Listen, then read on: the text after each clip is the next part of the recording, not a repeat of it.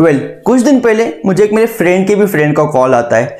वो मुझे सिंपली पूछता है कि भैया मैंने सुना है आप स्टॉक मार्केट में पैसे लगाते हो। मैं कहा हाँ भाई लगाता हूँ। तो वो मुझे एक सवाल पूछता है, कहता है भैया मुझे ना पैसों की सख्त ज़रूरत है और अभी मेरे पास 10,000 रुपये, एक काम कीजिए ये आप रख लीजिए और मुझे अगले हफ्ते इसकी 20,000 करके दे देना। मैं क्या भाई ये क्या बात है, किस बेवकूफ़ ने तुझे कहा मैं ऐसा करता हूँ। उसने मुझे कहा वो बेवकूफ़ आप ही हो। मैं शॉक हो गया। तो वो मुझे कहता है मैंने आपकी स्टॉक मार्केट पर एक वीडियो देखी जिसमें आप बता रहे थे कि यहाँ पैसा 2 गुना 3 गुना होता है। मैं कहाँ होता है, तो बोले बस मुझे भी डबल करके दे दीजिए। फिर मैंने उसे समझाया कि भाई देख ये स्टॉक मार्केट है, ये कोई कसिनो या कोई जुए का अड्डा नहीं है कि यहाँ आप आए, चक्री घूमी, आपने एक नंबर कहा, वो नंबर निकला तो आपका पैसा डबल। ये एक बिजनेस है। यहाँ पैसा डबल कब होता है, जब किसी कंपनी के शेयर की प्राइस बढ़ती है। अब कंपनी के शेयर की प्राइस बढ़ती कैसे है, देखिए जब कंपनी की सेल्स हो, आप शेयर कंपनी की देखिए, जब आप कंपनी का शेयर खरीदते हो तो आप उसके मालिक बन जाते हो। और मालिक का पैसा कब डबल होगा, जब कंपनी में धंधा होगा तो कंपनी का प्रॉफिट मार्जिन बढ़ेगा, प्रॉफिट मार्जिन बढ़ा तो कंपनी का मार्केट कैप बढ़ेगा, जब कंपनी का मार्केट कैप बढ़ेगा तो शेयर की प्राइस बढ़ेगी और आपका पैसा 2 गुना नहीं 10 गुना तक हो जाएगा। आपको ये बात समझनी पड़ेगी कि यहाँ कोई पैसा आसमान से टपकता नहीं है। ये सुनते ही उसने फोन रख दिया। में गलती उसकी भी नहीं है। क्यों? क्योंकि उसने पिक्चरों में ऐसा सुना है ना, पगार और कमीशन छोड़ प्रॉफिट देख प्रॉफिट। शेयर मार्केट इतना गहरा कुआं है जो पूरे देश की पैसे की प्यास बुझा सकता है। तो मुझे ना उस दिन एक बात क्लियर हुई कि आप लोग गलत डायरेक्शन में इन्फ्लुएंस हो रहे हो। आप लोगों को देख रहे हो, इंटरनेट में से हजारों वीडियोस अवेलेबल है जहां कोई आता है, बंदा अपनी महंगी महंगी गाड़ियां दिखाता है, घड़ी दिखाता है, अपना विलास दिखाता है और वो ये क्लेम करता है कि ये मैंने स्टॉक मार्केट से बनाया है। ये सच भी है, लेकिन वो कोई इस पे ये बात नहीं कर रहा कि इसमें आप जैसे हम जैसे एज अ बिगिनर कैसे आ सकते, इस फील्ड में हमारा पहला स्टेप क्या होना चाहिए। बस इसी कंफ्यूजन को दूर करने के लिए क्यों ना मैं ही इस पर एक डिटेल वीडियो बना लूँ। नमस्कार दोस्तों, मेरा नाम है नितिन और आप सबका स्वागत है आपके अपने यूट्यूब चैनल ट्रेडिंग वाले बाबा जी में। तो हमें अगर शेयर मार्केट को समझना है तो सबसे पहले हमें हमारे दिमाग से ये मिसकंसेप्शन निकालना पड़ेगा कि यार ये सट्टा है, ये जुआ है, इससे दूर रहा जाए। देखिए आपने कई जगह ऐसा देखा होगा या सुना होगा कि शेयर मार्केट में लोगों की जिंदगी बर्बाद हो गई, किसके लाख गए, किसके करोड़ गए, किसके 10 करोड़ गए, जाते माना, लेकिन वो शेयर मार्केट को एज ए जुआ ट्रीट करते। उनका एटीट्यूड ऐसा रहता है कि यार आज ना तेरा भाई ट्रेड करेगा, आज तेरा भाई देख इतना पैसा कमाएगा। ये तो जुआ का फॉर्मूला हुआ और जुआ अपने सगे बाप की भी नहीं हुई। ठीक है, तो चलिए समझते। नंबर 1, आपके रिलेटिव्स में आपके मामा, चाचा, फूफा या फिर आपके किसी फ्रेंड का ऐसा कहना है कि यार शेयर मार्केट में ना बहुत पैसा है, मैंने इस शेयर में पैसा लगाया था और आज मेरा पैसा देख डबल हो गया। तो ऐसे में आपको उनकी बातों में नहीं आना है। क्यों?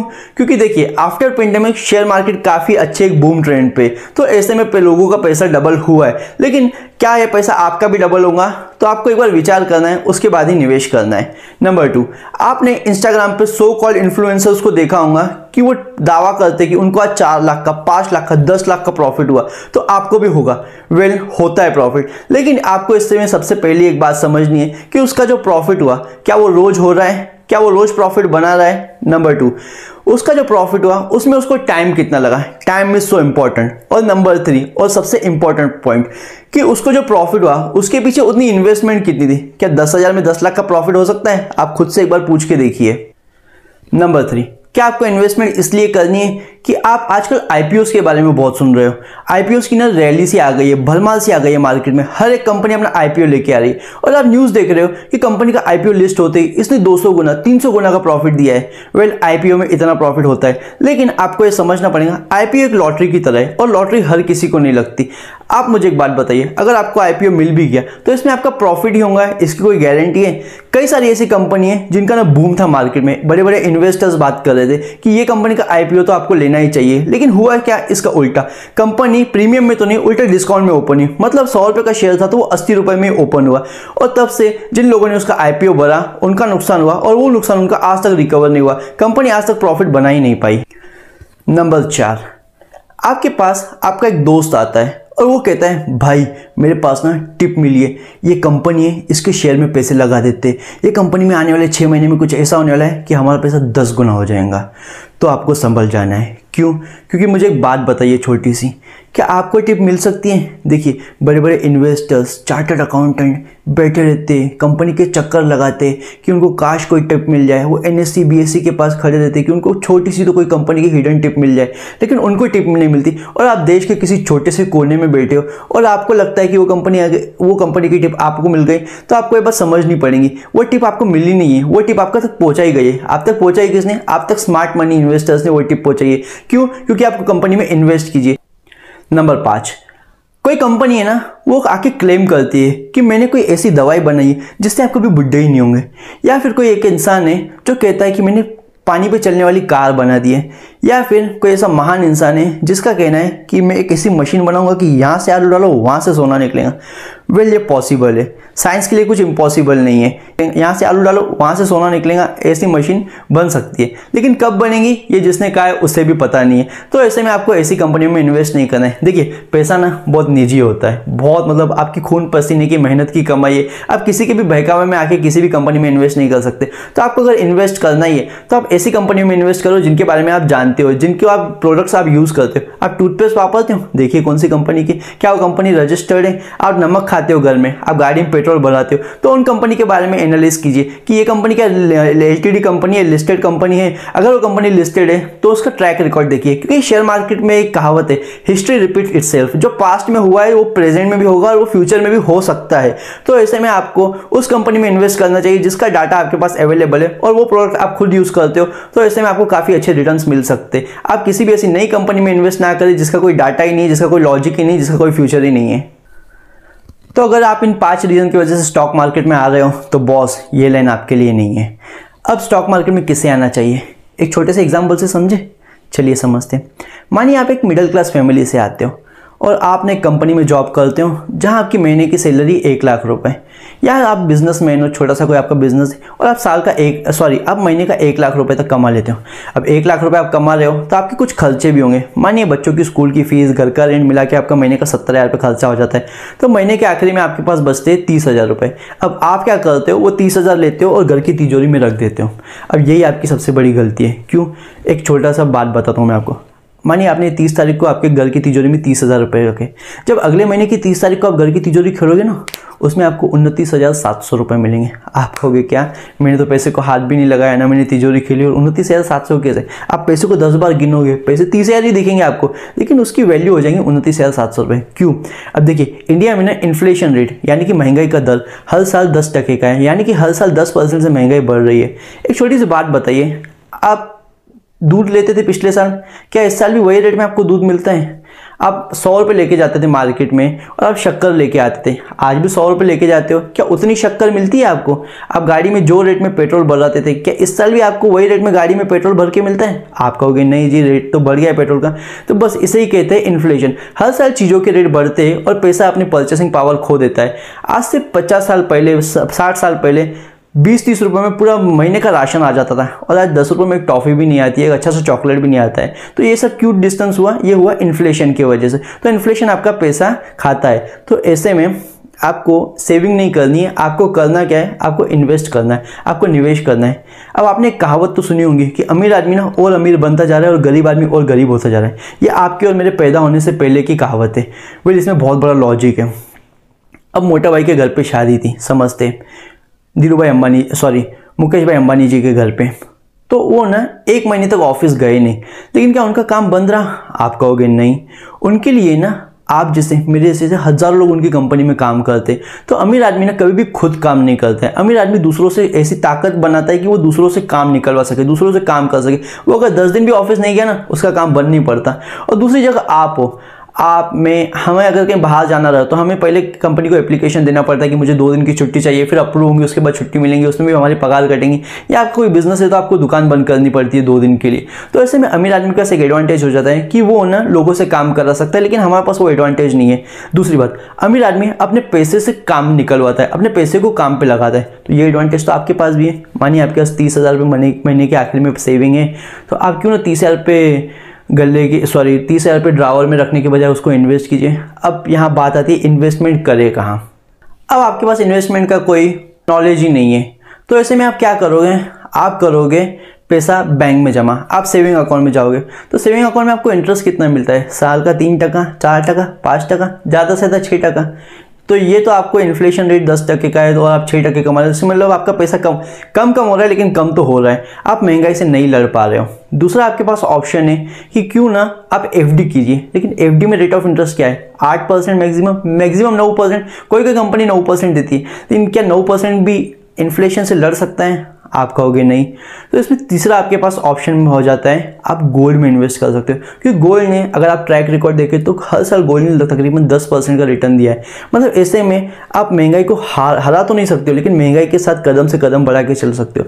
लेकिन आप आफ्टर पेंडेमिक देखेंगे 2020 के बाद गोल्ड ने काफ़ी अच्छी रिटर्न दी है। गोल्ड ने मार्केट में 20% से भी ज़्यादा का रिटर्न दिया है। अब ये ना एक एक्सेप्शन केस है। एक्सेप्शन केस क्यों है? क्योंकि करेंसी ने अपनी पावर खोई है, करेंसी कहीं ना कहीं वीक हुई है। दूसरा, जियोपॉलिटिकल सिचुएशंस कुछ देश में, दुनिया में ऐसी बन चुकी है जिसकी वजह से गोल्ड के रेट पे इफेक्ट हुआ है, गोल्ड के रेट में फ़र्क पड़ा है। ऐसे कई सारे एक्सेप्शंस है, इसके बारे में हम डिटेल में फिर कभी बात करेंगे, गोल्ड के रेट कैसे कम ज़्यादा होते हैं। तो भाई गोल्ड एक अच्छा ऑप्शन है जो आप महंगाई के साथ कदम से कदम बढ़ा के चला सकते हो, लेकिन आप महंगाई को हरा नहीं सकते हो। तो ऐसे में आपके पास एक सेफ, स्मार्ट और इजीएस्ट वे बचता है, क्यों ना आप शेयर में इन्वेस्ट कीजिए। अब आप शेयर में इन्वेस्ट करेंगे तो आप तो कहेंगे मुझे शेयर मार्केट का कुछ भी नॉलेज नहीं है। भाई मैं किस लिए हूँ?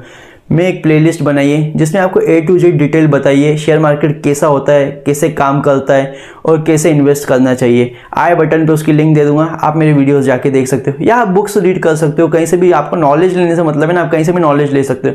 तो क्यों ना आप शेयर मार्केट में इन्वेस्ट करो। बोले आपको शेयर मार्केट में इन्वेस्ट करने की एक छोटी सी ट्रिक दूँ, चलो बता ही देता हूँ। आप एक काम कीजिए, आप कोई भी कंपनी के 10 शेयर उठा लीजिए।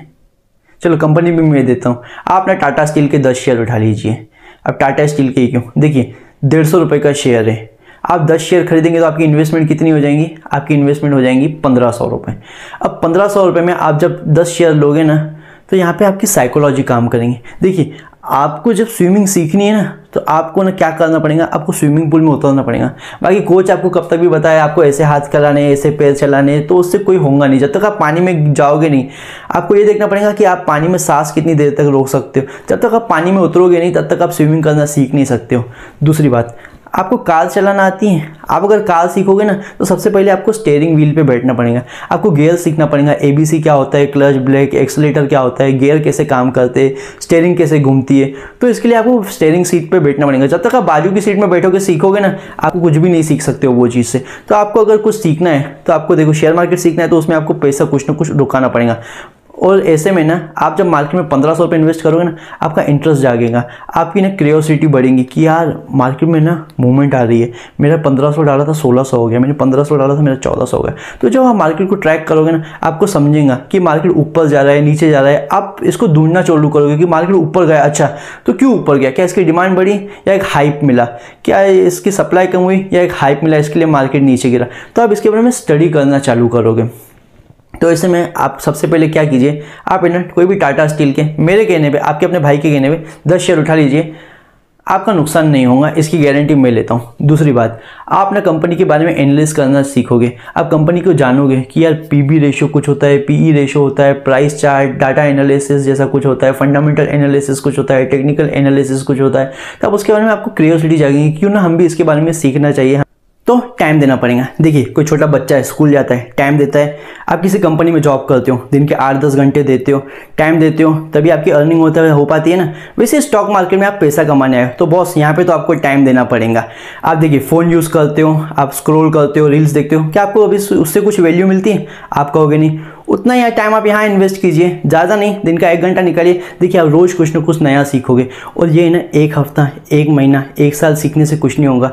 कई सारे ऐसे लोग होते हैं जिनका दावा है कि यार मैंने 1 साल ना मार्केट को देखा है, अब ना मुझे मार्केट के बारे में सब पता है। तो भाई संभल जाओ, वो आदमी ना बहुत जल्दी स्टॉक मार्केट में डूबने वाला है। क्यों? क्योंकि लर्निंग कभी ख़त्म नहीं होने वाली है। आज आपने बहुत बड़े दुनिया के इन्वेस्टर हैं, वॉरेन बफेट सर, इनका नाम सुना होगा। तो इनकी ना जब एज थी 11 साल, तब उन्होंने कंपनी में पहली बार इन्वेस्ट किया था, और आज उनकी उम्र है तकरीबन 80 साल। और आपको जान के हैरानी होंगी, वो दुनिया के टॉप 10 रिचेस्ट पर्सन में से एक आते हैं। लेकिन उनकी जो नेटवर्थ है ना, जो टोटल संपत्ति, जो टोटल आय है, वो उनकी उम्र के 60 साल के बाद हुई है। यानी उन्होंने मार्केट को 50-55 साल दिया है, उन्होंने रोज़ कुछ ना कुछ सीखा है, उसके बाद उनकी अर्निंग हुई है। तो ये कभी मिसकंसेप्शन अपने माइंड में मत आने देना कि यार मैंने ना मार्केट में बहुत कुछ टाइम दे दिया है, बहुत कुछ सीख लिया है, अभी मुझे सीखने की ज़रूरत नहीं है। मार्केट आपको रोज़ कुछ ना कुछ सिखाता है, तो आप लर्निंग पे ध्यान दीजिए, लर्निंग पे फोकस कीजिए। अब करते हैं मेन मुद्दे की बात, आखिर पैसा बनता कैसे। लेकिन आपके मन में एक डाउट आता होगा कि यार मैं शेयर मार्केट में पैसा लगा तो लूँ, लेकिन कंपनी अगर उड़ गई तो, कंपनी ने मेरा पैसा खा लिया तो।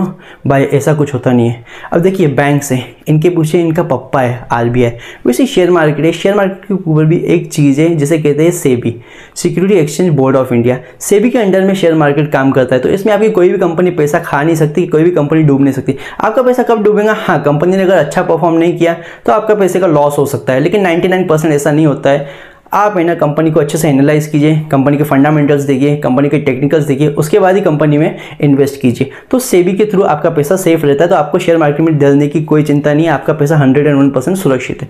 अब बात करते हैं शेयर मार्केट में इन्वेस्ट कैसे करें। देखिए शेयर मार्केट में इन्वेस्ट करने के मोटे मोटे 3 रास्ते। आप एक तो म्यूचुअल फंड में इन्वेस्ट कर सकते हो, आप डायरेक्ट इन्वेस्ट कर सकते हो, या तो आप ट्रेडिंग कर सकते हो। अब म्यूचुअल फंड क्या है, देखिए म्यूचुअल फंड और कुछ नहीं, आपने बैंक में पैसे जमा किए, आप FD कराते हो। मान लेते हैं आपने 10 साल के लिए FD कराया और 10 साल तक आपके FD में पैसा जमा हुए, जो इंटरेस्ट मिला वो आपको 10 साल के बाद मैच्योरिटी के बाद आपको मिलता है। वैसे म्यूचुअल फंड में आप एक लमसम अमाउंट इन्वेस्ट कर सकते हो। वहाँ पे आपके बिहाफ पे एक फंड मैनेजर रहता है जो आपसे नॉमिनल से 1-2% की फीस चार्ज करेगा, लेकिन आपके पैसे को शेयर मार्केट में लगाएगा और आपको अच्छे पैसे जनरेट करके देगा। दूसरा म्यूचुअल फंड का एक अच्छा रिश्ता है जहाँ इन्वेस्ट करने का, जहाँ आप SIP कर सकते हो, सिस्टमेटिक इन्वेस्टमेंट प्लान। ये कुछ और कुछ नहीं है, यहाँ है ना आप पार्शियल पेमेंट अमाउंट डाल सकते हो। पार्शियल कैसे, मान के चलते आपने 10,000 की SIP की, तो हर महीने आपके अकाउंट से 10-10 हज़ार रुपये कटेंगे और वो पैसा आपका शेयर मार्केट में इन्वेस्ट होता रहेगा जब तक आपने मैच्योरिटी लिए उस टाइम तक। और यहाँ पे आपको इंटरेस्ट के ऊपर भी इंटरेस्ट मिलेगा। मान के चलिए आपने 10,000 इंटरेस्ट किए, कंपनी ने अच्छा परफॉर्म किया, आपके पैसे 10,400 हो गए, तो अगले महीने आपको 10,000 पे इंटरेस्ट नहीं मिलेगा, आपको पैसा मिलेगा 10,400 पे इंटरेस्ट मिलेगा। यानी इंटरेस्ट के ऊपर भी आपका इंटरेस्ट बढ़ता रहेगा। तो आप SIP भी कर सकते हो और लमसम इन्वेस्टमेंट भी कर सकते हो। दूसरा रास्ता है आप डायरेक्ट इन्वेस्टमेंट कर सकते हो। अब आप कहते हो यार मेरे पास टाइम है और मेरी स्टडी भी अच्छी है, तो मैं क्यों म्यूचुअल फंड में इन्वेस्ट करके 2% फंड मैनेजर को दूँ, वो 2% भी मुझे खुद को चाहिए, मैं खुद बचाता हूँ। तो ऐसे में आप खुद डायरेक्ट कंपनीज में इन्वेस्ट कर सकते हो। तीसरा और attraction of the video, trading. भाई ये बहुत कमाल की चीज़ है। आपने रील्स में काफ़ी देखा होगा कि बंदा आता है, 4-5 बटन दबाता है और उसको लाखों का प्रॉफिट हो जाता है। अब ये क्या चीज़ है, वेल ये पॉसिबल है, ये पॉसिबल है ट्रेडिंग। अब ट्रेडिंग क्या है, देखिए ट्रेडिंग में अभी कई प्रकार की होती है। एक होती है स्विंग ट्रेडिंग, एक होती है इंट्राडे, तीसरा होता है फ्यूचर एंड ऑप्शन। अब इंट्राडे क्या है, इंट्राडे और कुछ नहीं, मानो एक कंपनी का शेयर है जो आपको लगता है आज काफी अच्छा परफॉर्म करेगा, तो ऐसे में आप उस कंपनी का शेयर लोगे, अपना थोड़ा सा प्रॉफिट बुक करोगे और सेम डे शेयर सेल कर दोगे। जो सेम डे में ट्रांजेक्शन होता है ना, उसे कहते हैं इंट्राडे। अब इसमें एक फायदा मिलता है, इसमें आपको लेवरेज मिलता है 5% का। अब लेवरेज क्या है, मानिए कोई कंपनी का शेयर है 100 रुपए का, वो आपको 5% लेवरेज पे मिलेगा, यानी शेयर आपको 20 रुपए में मिलेगा। इसका वाला बेनिफिट है, इसमें आपको जो भी प्रॉफिट होगा ना वो 20 रुपए में नहीं 100 रुपए पे होगा, लेकिन एक ड्रॉबैक भी है, जो भी आपको लॉस होगा वो 20 रुपए में नहीं 100 रुपए पे लॉस करना पड़ेगा। तो इसे कहते हैं इंट्राडे ट्रेडिंग। दूसरा होता है स्विंग ट्रेडिंग। अब स्विंग ट्रेडिंग और कुछ नहीं, मानिए कोई कंपनी का शेयर है, आपने उसे परचेस किया और उसे आपने 1 हफ्ते बाद सेल कर दिया या 1 महीने बाद। मानिए कोई भी ऐसा शेयर जो आप 1 दिन से ज्यादा होल्ड करते हो, उसे कहते हैं स्विंग ट्रेडिंग। तीसरा होता है फ्यूचर एंड ऑप्शन। वेल सुनने में जितना अट्रैक्टिव है ना, उतना ही ज्यादा डेंजर है। आपने इंटरनेट पे कोई बंदा देखा होगा जो आता है 2-3 कंप्यूटर पे बटन दबाता है, उसको मिनटों में लाखों का प्रॉफिट हो जाता है। वेल ये पॉसिबल है ऑप्शन ट्रेडिंग से। वहीं कोई दूसरा बंदा है जो कहता है यार मेरे ना 50 लाख डूब गए, 1 करोड़ डूब गए, शेयर मार्केट तो सट्टा है, जुआ है, तो ये उसे कहता है ऑप्शन ट्रेडिंग की वजह से। अब एज अ बिगिनर मैं आपको एडवाइस दूंगा, आप ट्रेडिंग से थोड़ा टाइम दूर रहे, आप इन्वेस्टमेंट की तरफ ध्यान दें, आप मार्केट में निवेश करें, आप मार्केट को सीखे समझे, उसके बाद ही ट्रेडिंग की तरफ आगे बढ़े। वेल आज के लिए इतना ही। ये वीडियो आपको कैसा लगा आप अपनी कमेंट में राय दे सकते हो। वीडियो अगर आपको पसंद है तो आप लाइक कीजिए, चैनल को सब्सक्राइब कीजिए। मिलते हैं अगले वीडियो में। जय श्री राम।